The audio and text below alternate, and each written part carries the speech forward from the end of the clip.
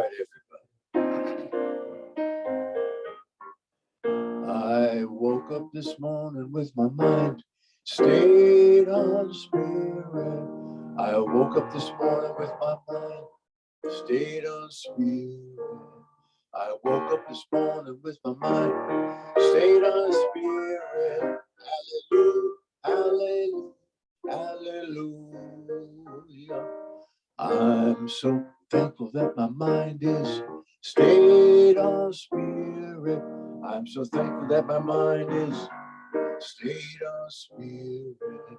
I'm so thankful that my mind is stayed on spirit. Hallelujah, hallelujah, hallelujah.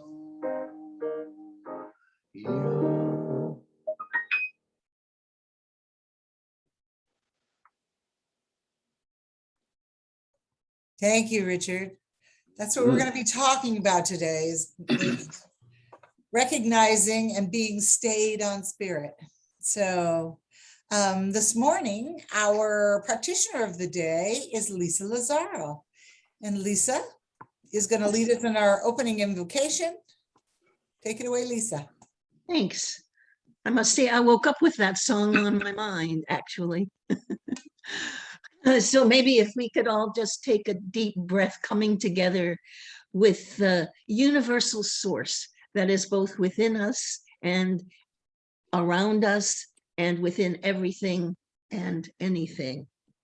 Knowing that it is the creative force and source that is expressed in unique ways with each of us, making us all expressions of the one.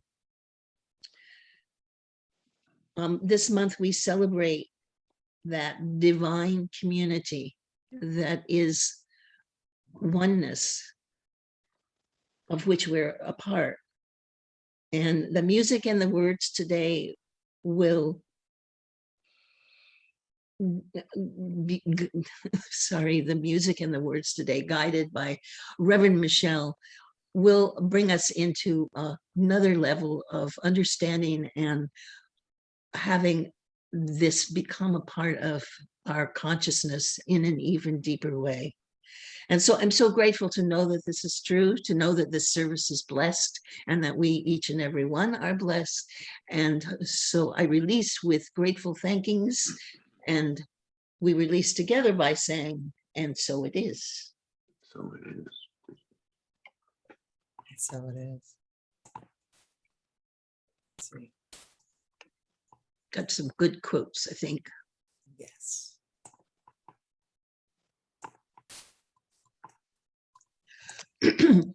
I chose several different quotes because this week, one of the things also I did was I was listening to a YouTube that was a Hindu Swami, and it was so fascinating to me because he was totally talking about oneness, and I was just reminded that in the base of every religion is that concept that we are all one and that we must care for one another. So anyway, my first quote is from Albert Einstein. A person experiences life as something separated from the rest, a kind of optical delusion of consciousness. Our task must be to free ourselves from this self-imposed prison and through compassion to find the reality of oneness. And then the next quote is Mahatma Gandhi, I believe in absolute oneness of God and therefore also of humanity. And then finally, Black Elk, at the center of the universe dwells the Great Spirit, and that center is really everywhere and within each of us. Mm-hmm. And so I thought that maybe we could spend a minute or two just kind of contemplating that as we go within.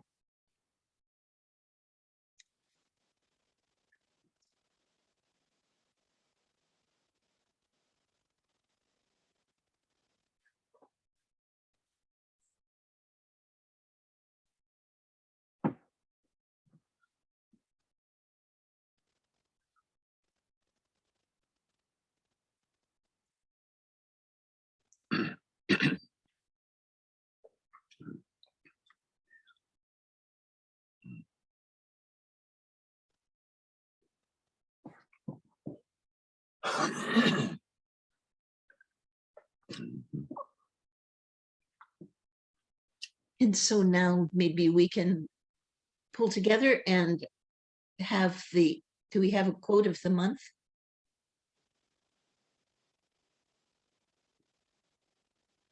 An affirmation of the month. Okay, maybe we can say this together. The power within me is God, and it blesses and heals all who come near it.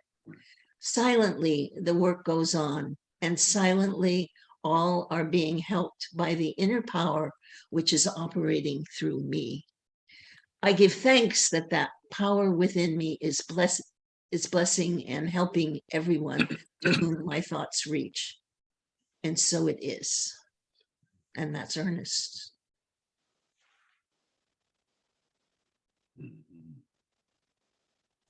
That is Ernest. And Richard has a song that I specifically asked him to do. Thank you for doing that. Thank you for always doing what I ask you to do, Richard. You're awesome. Indeed, yeah. This is a song I've never done before. I mean, I remember it. This came out in 1971, and I'm sure everybody's going to recognize the song by Cat Stevens called "Peace Train." And it's kind of in a way, it's a mantra that goes on and on. And it was this theme of peace and coming together. Cat Stevens, Peace Train.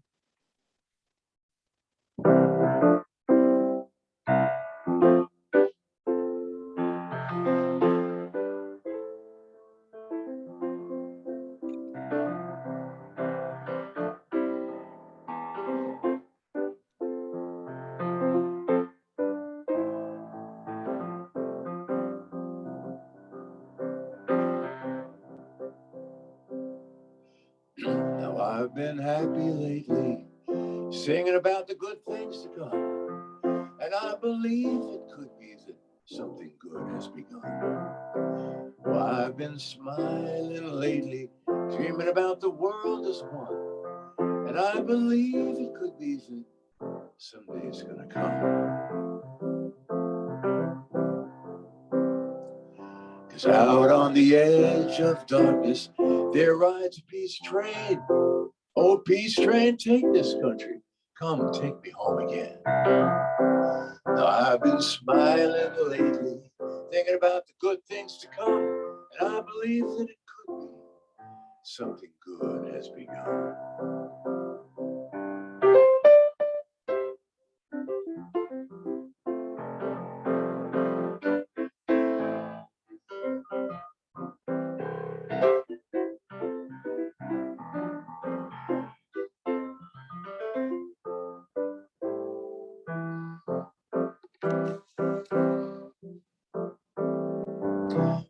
Peace train sounding louder, glide on the peace train.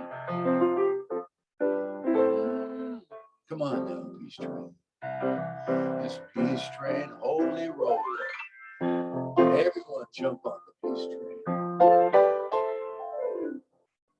Come on, peace train. Get your bags together. Get your good friends too.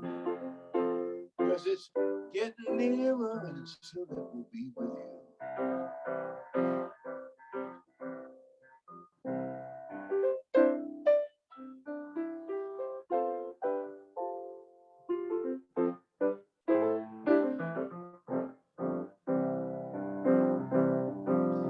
Now I've been crying lately, thinking about the world as it is.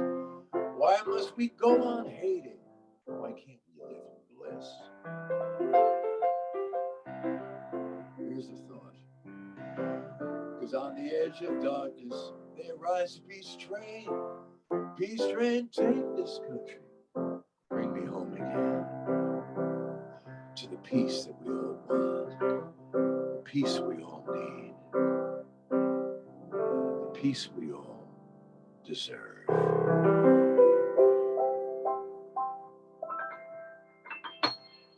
Peace train.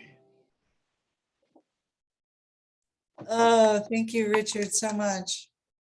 I really do love that song. There's a YouTube version that I ran across that made me think of this song that has musicians from all over the world singing, and actually has Cat Stevens, who now calls himself Yusef, on there as well, with his gray hair and his gray beard. So if you have a chance to look at it, it's beautiful. Well, good morning again, and welcome to One Heart, One Mind, Center for Spiritual Living's online Sunday service. And whether you're joining us live or you're watching this after the fact with the recording, I'm so glad you're here. And I want to begin this morning with a story. I don't always begin right out of the gate with a story, but this morning I am. And it's actually one of Aesop's fables. And it's about a father who has 3 children, and his children are forever quarreling among themselves, and nothing the father says or does can convince them to try and get along with each other. So they're always snipping each other about something. So the father decided that he was going to find a way to teach his children the value of working together and supporting each other, and how their constant discord would ultimately lead to misfortune. So one day, when they had been quarreling much more than usual, he asked one of the children to bring him a bundle of sticks bound tightly together. And she did. And then the father handed the bundle to each child one at a time and asked them to break the entire bundle of sticks while they were still bound together. And each of them tried their best, but none of them could break the bundle. And then the father untied the bundle and gave some of the sticks to each child to break one by one. And they easily broke each stick until they had broken them all. And then the father turned to his children and asked, "Do you see that there is strength in unity? And how when you are divided among yourselves, you are no stronger than one single stick in the bundle?" And of course, the moral of the story, Aesop always has a moral, is that there's strength in unity, which brings us to October's theme, which is going further together. And all month, we're going to be talking about the power. This morning, we're talking about community, the divine community. And all month, we're going to be talking about how working together takes us farther. You know, and it speaks to the power of working together for a common vision, you know, the strength and the energy and the momentum we create when we come together in a shared vision with common values and shared principles. And it illustrates that when individuals collaborate and cooperate, bringing, the variety and the diversity of the talents and the skills that we each have individually, when we come together in a shared intention, in a group, in a community, then together we create this capacity, this container for the potency to be change agents, you know, to demonstrate a collective good, an equality, freedom, prosperity, love. You know, we're empowered when we work together toward a shared vision. Not that we can't affect change individually, we can. But together, as our monthly theme suggests, we can go farther and we can do more. And that's actually what our Monday evening prayer group is about, if you ever feel called to join that. You know, we often talk about how each of us is this unique and valuable expression of the one life of our Creator, and how each of us brings our own gifts and our own talents to the party. And yet, we've all had very different life experiences, you know, different upbringing, even in the same family. I'm one of 7 children, and my upbringing was very different from my younger siblings. You know, we have different genetics.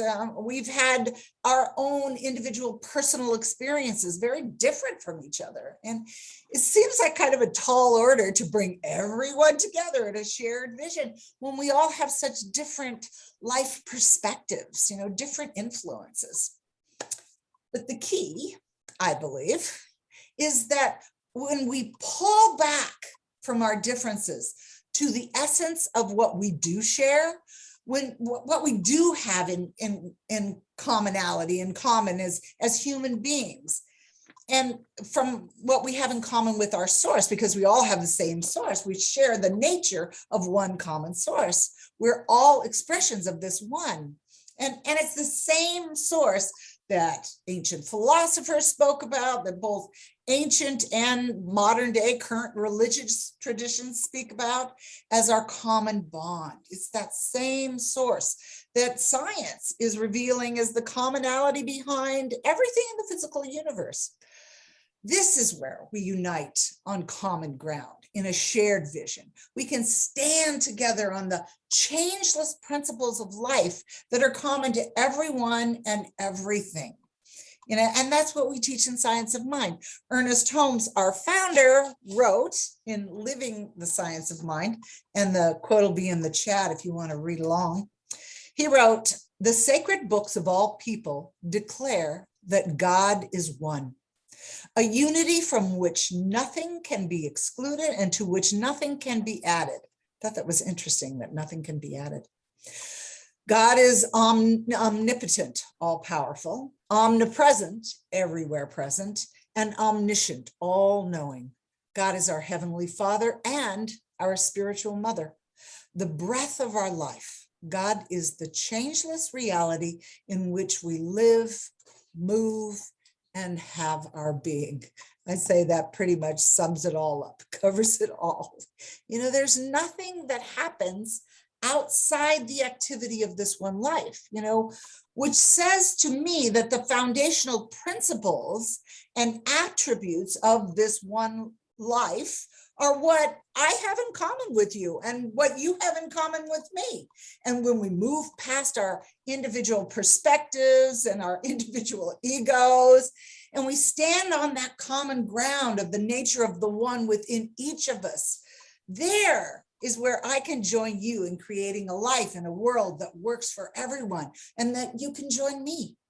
It reminds me very much, another quote, of that 13th century Persian poet Rumi. And we talked about this the other day in one of our evening classes. I think Robert's the one that suggested it, but it's from his poem.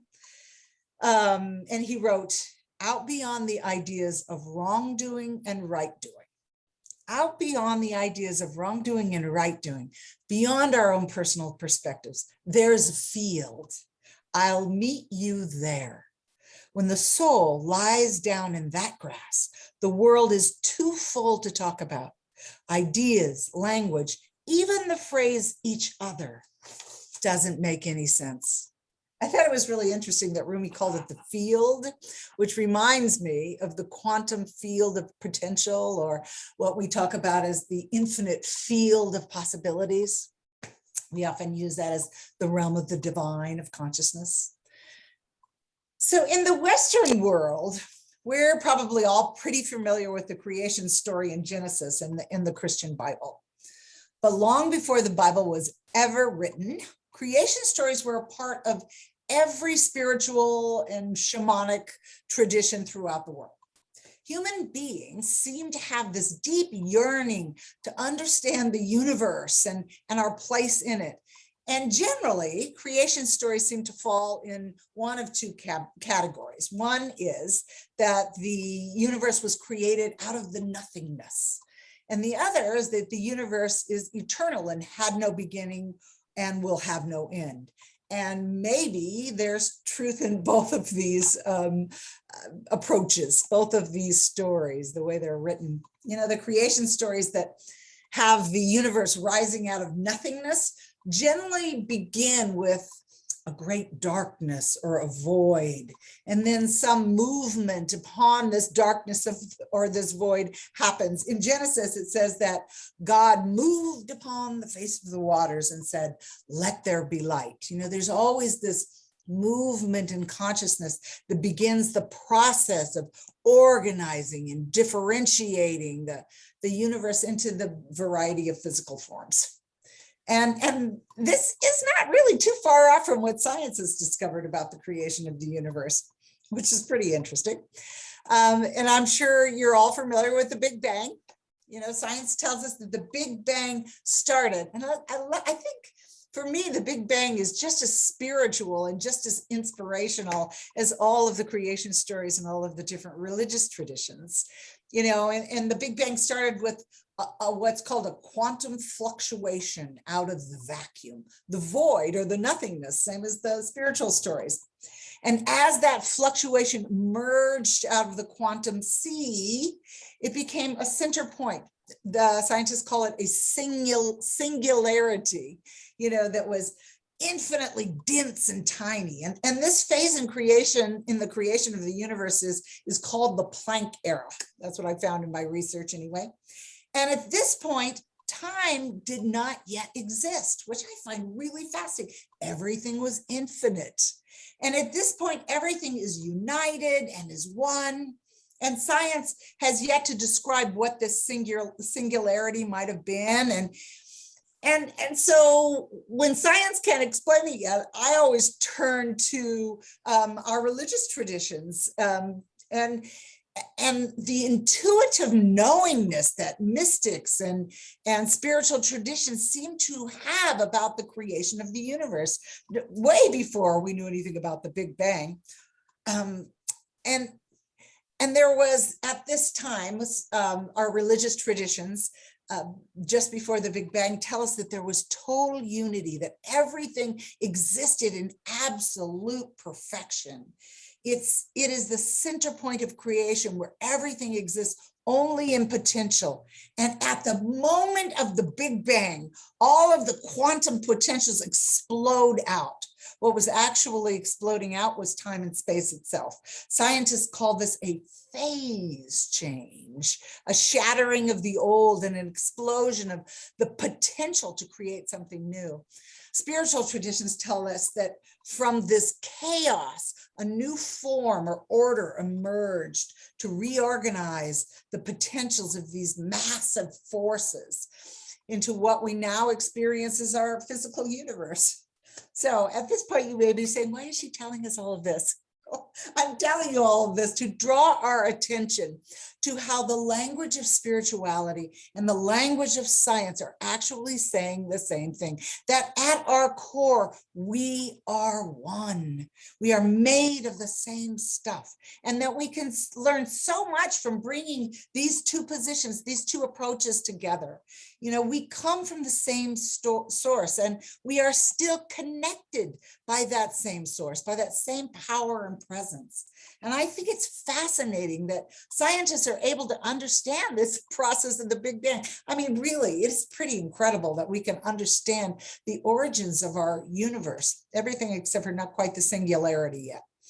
And they can do it because of the discovery of, I think it happened in 2017, of the electromagnetic radiation, which is apparently a remnant from the early stage of the creation of the universe. They call it relic radiation. And within this relic radiation are patterns of information, waves of potential. And another way in which I think we can look at how we are one is quantum physics gives us even more clues to this idea of oneness, because scientists have also discovered an aspect of quantum mechanics called entanglement. Entanglement is the principle that Einstein referred to as spooky action at a distance. He wasn't a fan of quantum physics because it doesn't follow the rules of classical physics. An entanglement is an idea in quantum physics that when particles are created together, no matter how far apart they are in space and time, if you change one particle, the other changes. And they did an experiment with spin that really proved this idea. They are infinitely entangled. Now, this is a super oversimplification, so I apologize if you're a physicist, Richard, but basically the gist of it is that we are all entangled. If everything came from the Big Bang, if everything was sourced by the explosion from the singularity, then we are entangled. We are one. We're connected to this intelligent presence and this cause of all creation, God, spirit, whatever name you want to call it. And I always love when we can relate to science for how things were created, because it kind of validates and gives credence to what spiritual traditions and mystics and master teachers have been teaching all throughout our human history. You know, science has come a long way in explaining the process of the creation of the universe and to understand how we're connected, you know, what, like I said, what the mystics and the shamans and spiritual traditions have taught for millennia. And the idea of our oneness and to our source and to everything else is really a perennial human idea. You know, in Science of Mind, it's the very first principle that we teach. In our what we believe statement or our declaration of principles, it's the very first idea. And it reads like this: we believe in God. And if God is not a comforting word for you, change the word God to source, creation, life, love, whatever works for you better. You know, we're not stuck on the word God. We believe in God, the living Spirit Almighty, one indestructible, absolute, and self-existent cause. This one manifests itself in and through all creation, I love this line, but is not absorbed by its creation. The manifest universe is the body of God. It is the logical and necessary outcome of the infinite self-knowingness of God. Ah, I love that. We're all expressions of this one. You know, I've sometimes heard, and you probably have too, an idea proposed that all of physical reality is nothing more than an illusion. You know, that has never resonated with me. It's hard for me to imagine that everything that my five senses are telling me is true does not have some reality in it. And I really do believe that physical reality is real. And because, I mean, we can certainly experience it with our five senses. But I don't believe, and Science of Mind and spirituality are telling us that this is not the whole story. Science itself is telling us that it's not the whole story. It is not the whole of reality. You know, we use our five physical senses to interpret the world around us, but even our five senses only give us part of the picture. We only receive a small fraction of the information that is available to us in the physical world. It's clear that we cannot rely on just our physical senses to inform us of what true reality is. But fortunately, we have science. And because, and here's the important thing, I think, and because of our oneness with the same presence and power that created and continues to create the universe, we have other ways of knowing. In our connection to this one life, we're empowered to open ourselves to the information that is available to us through our oneness with this one power and presence. I was thinking, Einstein famously said that imagination is more important than knowledge. Well, what is imagination? When we open ourselves up to something that we don't even know yet. You know, and Einstein was prone to daydreaming. And I read this one thing, a biography about how some of his greatest breakthroughs happened when he was in this daydreaming kind of state, which tells me that he was open to receive information that no one had yet, that wasn't available to in the human collective consciousness yet. You know, it is possible for us to gather information about who we are and our place in the universe through our intuitive knowing. You know, our intuition gives us very important and valuable information about the unseen reality, which we're all a part of. Ernest Holmes called intuition God in mankind. And he said that it revealing to him the realities of being. Intuition is the ability to know without any process of reasoning. Have you ever just known something? I mean, you just knew it, that was true. It just rang true. And sure enough, when it was validated, you said to yourself, yeah, I already knew that. You know, And I know I say this sometimes in our Sunday services, that you don't have to look too far around us in today's world to see division and a sense of separateness and kind of an ongoing us against them attitude. They seem to kind of be on the rise.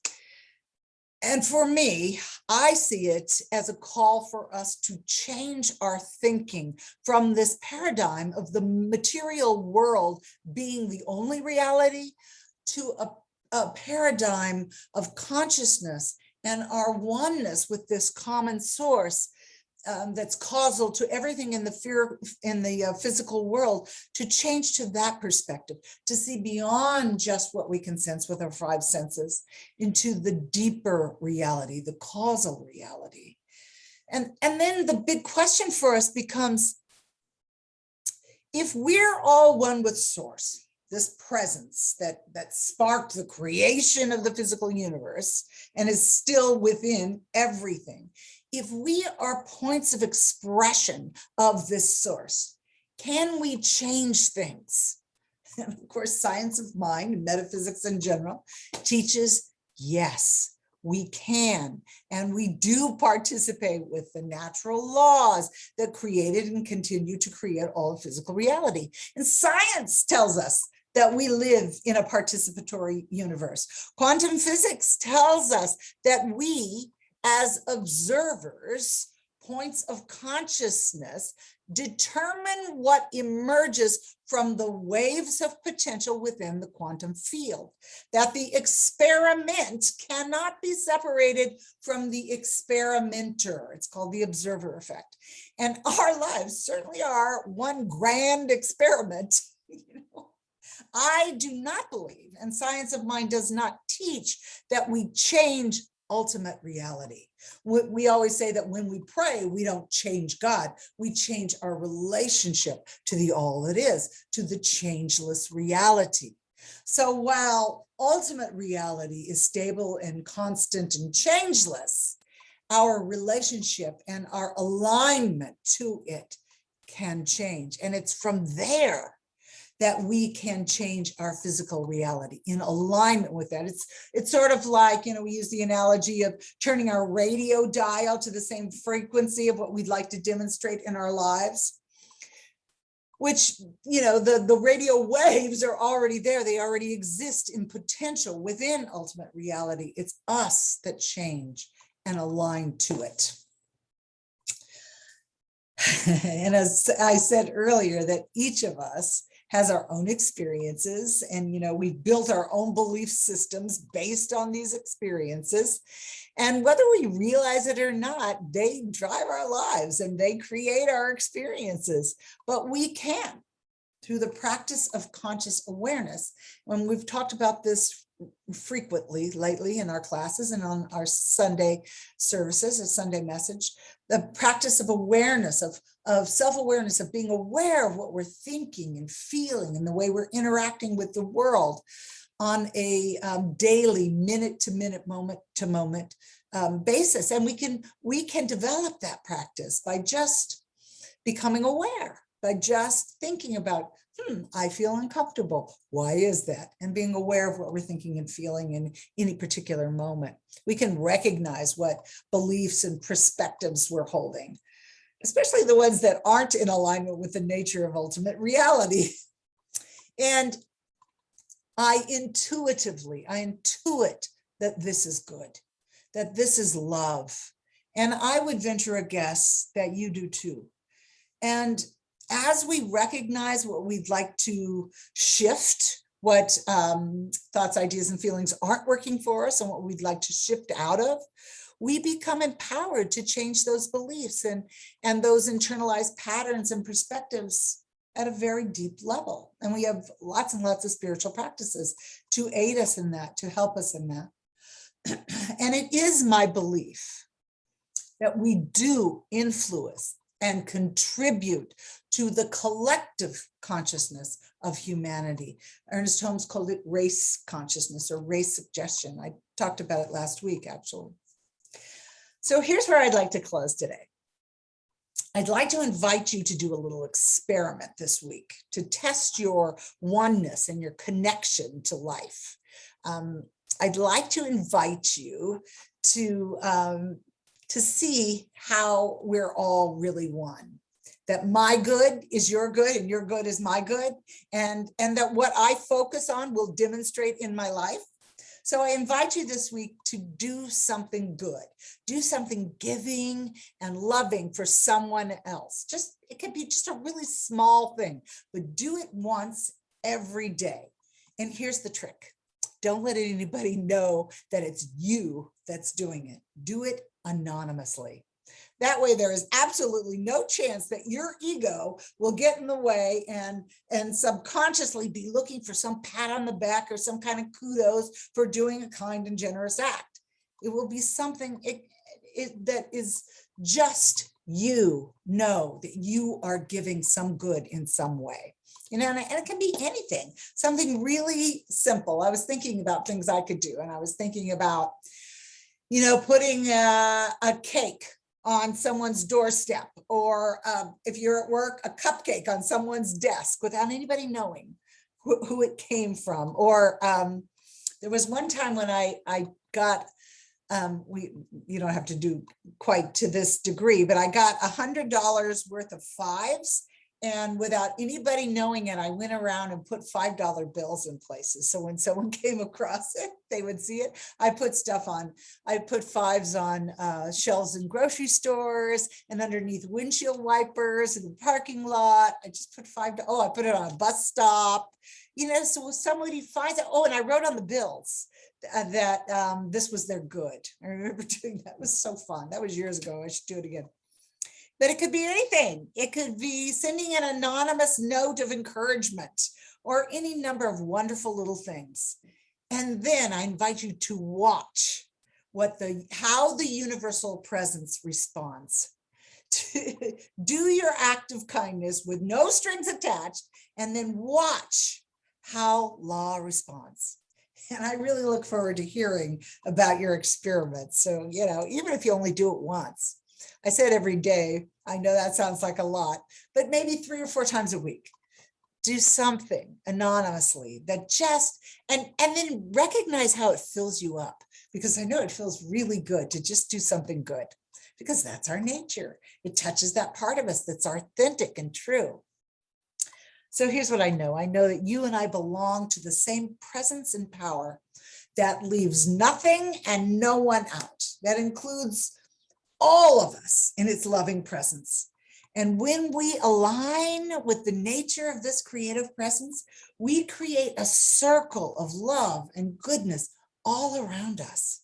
And that is divine community. Divine community can be a small little group, or it can be the entire world and the entire collective of human consciousness and human spirit.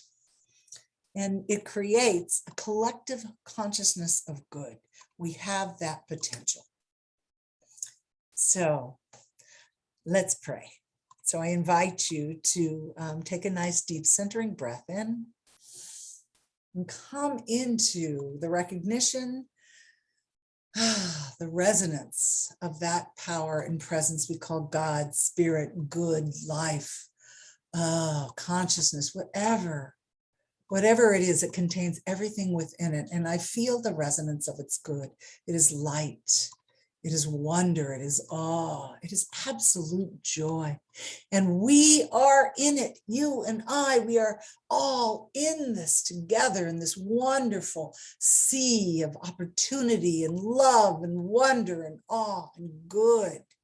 So I speak my word for and about each and every person who is present on this Zoom call this morning, each and every person who is not. I speak my word for our entire beloved country and for the entire world and the human family. I speak my word about our beloved mother herself, our beautiful blue planet that we live and move and walk on.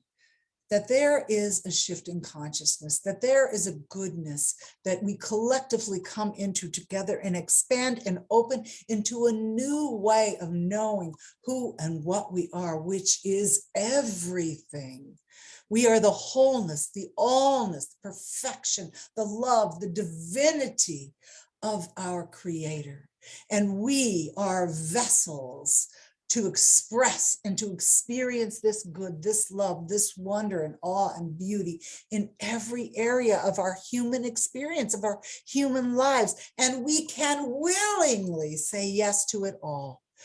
Yes to an abundance of love everywhere we go. Yes to an abundance of prosperity in all things, in finances, in generosity of spirit, in music and joy, and all of the things that we love to experience in our humanness.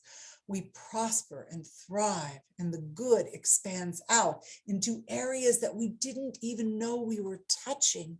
Our good becomes the good of the all. So I'm so grateful for this. I stand in a sense of gratitude and wonder and an expansion that gratitude brings. And with a deep breath and a sense of conviction and knowing, an intuitive knowing, I release this prayer into the capable hands of law, knowing it is already so in mind and it is making its way into demonstration. And together we express our agreement by saying, and so it is. So it is.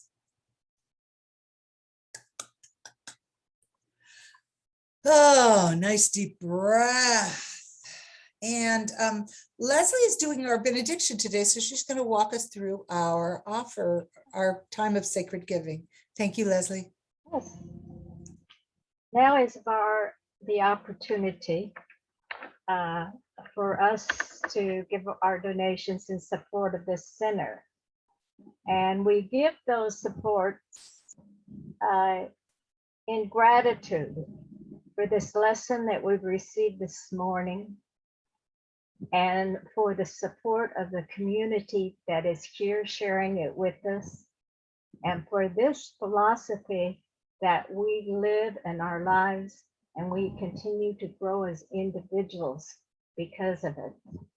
We have a number of ways that we can donate. One of them is through Venmo, and that is at the OHOM Center, and that you can do on your phones or your electronic equipment.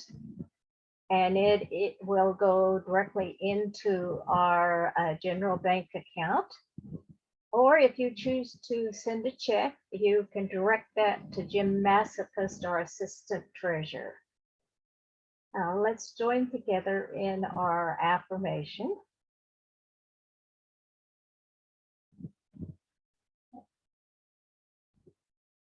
I recognize that all supply flows from the divine givingness of spirit. My gift is a continuation of this divine flow. I give and receive from this infinite supply. I give in faith, in love, and in joy, and it flows back to me in kind, and so it is.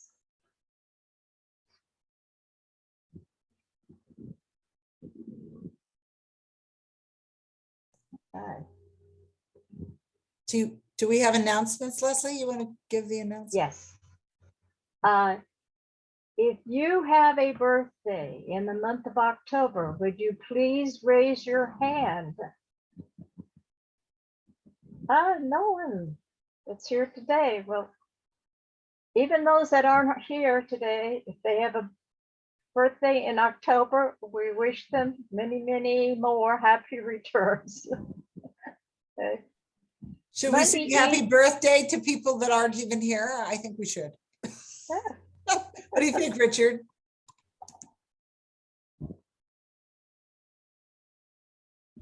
You're still muted, Richard.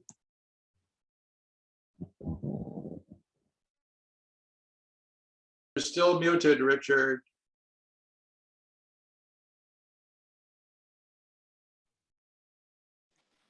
All right. Happy birthday to you. Happy birthday to you. Happy birthday to everyone that has an October birthday. Happy birthday to you.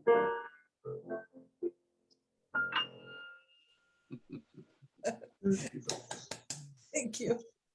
Monday evening is our group prayer that we do for the prosperity and well-being of the center. This is a silent prayer that we do when we join together. And if you have not joined us priorly and would like to help with the consciousness of this center, please join us. That's at 6 o'clock on Monday evening. And then on Tuesday, we are doing Dennis Merritt Jones' book, The Art of Abundance. And Yvonne is going to be leading that for us. And we are going to be covering Be Blessed and Be of Service on that. A reminder that if you have anything going on in your life that you would like to have more of, or that you would like to cure, use a practitioner. They are available to you 24/7, and they are listed in the newsletter. And my suggestion would be to give them a call and then let them call you back, because I know lots of people screen their calls if they're unfamiliar when it shows up, but they will get back to you and do spiritual mind treatment for you on that. And that's it on the announcements that I have right now. I think that's Anyone have it. anything else? No? I don't think so. Okay. I have an announcement. We are Go ahead. ready. Okay, hi. I want to make an announcement. I get to talk about one of my favorite ways of being, kindness. And as we already know, One Heart, One Mind is a kind community. And we're going to build on the foundation by establishing a kindness fund. As Reverend Michelle and the practitioners and board members have been reaching out to our community during this time of COVID, it seems ever so important to support each other in connection and love and caring. So the money we collect for the Kindness Fund will go toward paying for flowers and chocolates, gift baskets, or a plant to those of us at One Heart, One Mind community. And the good thing is that anyone can participate by donating to the Kindness Fund or by visiting a person to drop off a little gift. If you'd like to donate, you can Venmo. You just put the amount you'd like to donate, and please write it that it's for the Kindness Fund when you put your donation in. We thought the best way to deliver flowers or a gift would be to have someone volunteer who already lives in a neighborhood that is close to the person we want to give to. And actually, we've already begun the Kindness Fund as people have already began donating to it, and including Morgan, who has already generously delivered flowers to a community member in her neighborhood. If a person's out of the community geographically, the Kindness Fund can also pay for mailing it, such as a special book. So thank you, Morgan, for starting us out, and thank you to those who have already donated.